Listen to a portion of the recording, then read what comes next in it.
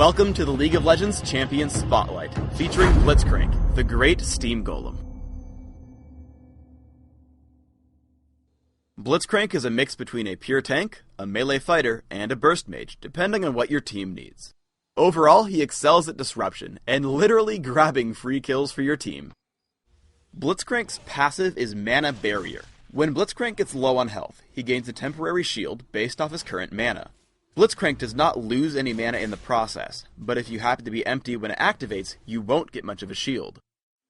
Rocket Grab sends out a skill shot nuke, which damages and stuns the first enemy it hits. Immediately after hitting, it pulls the enemy to you.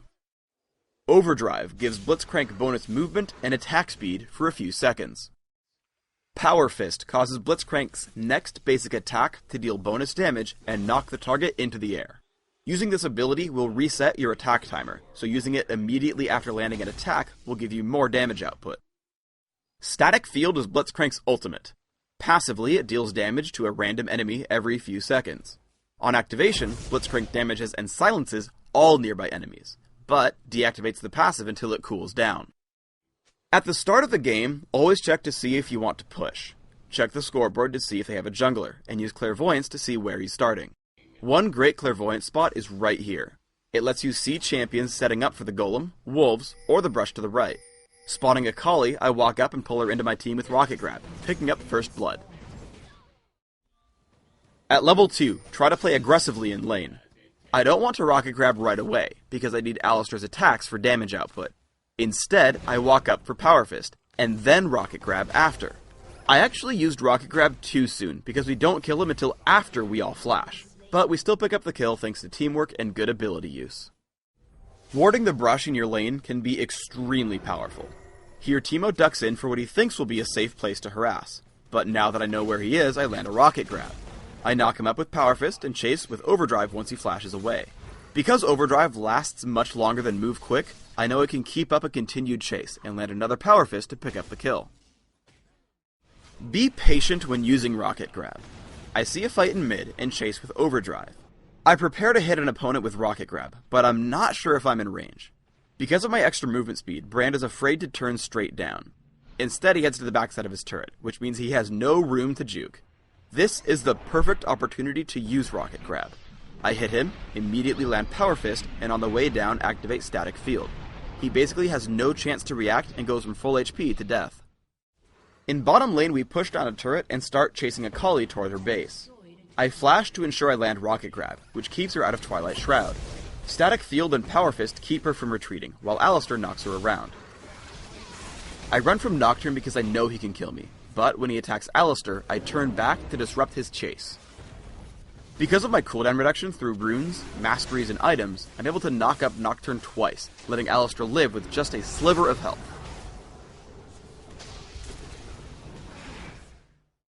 I want to reiterate that holding onto Rocket Grab is valuable. We try to catch Pantheon right at level 1 for an early first blood, so I flash in to take him down. Look how he flashes before I even finish casting Rocket Grab.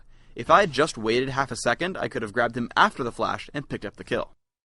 We can see in a later fight that this tactic really works well against this Pantheon player.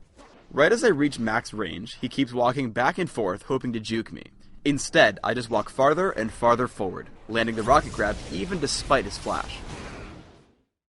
I see Pantheon and Wukong present themselves, so I grab one and unload, forcing him out of the fight. I make the mistake of trying to chase him, which gets me caught by everyone else. I knock up Master Yi and keep running, but as soon as Shen lands Shadow Dash, I know I can get the kill, so I Rocket Grab into Power Fist, taking him down.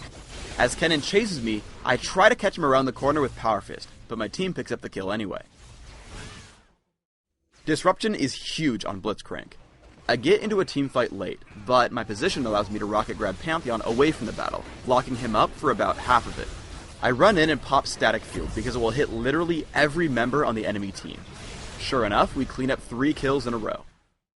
In another teamfight, I go for a Rocket Grab while standing on one of Teemo's mushrooms. I probably could have gone for Pantheon, so it was a mistake to grab Gallia. Thankfully, he does waste his ultimate, so the fight continues.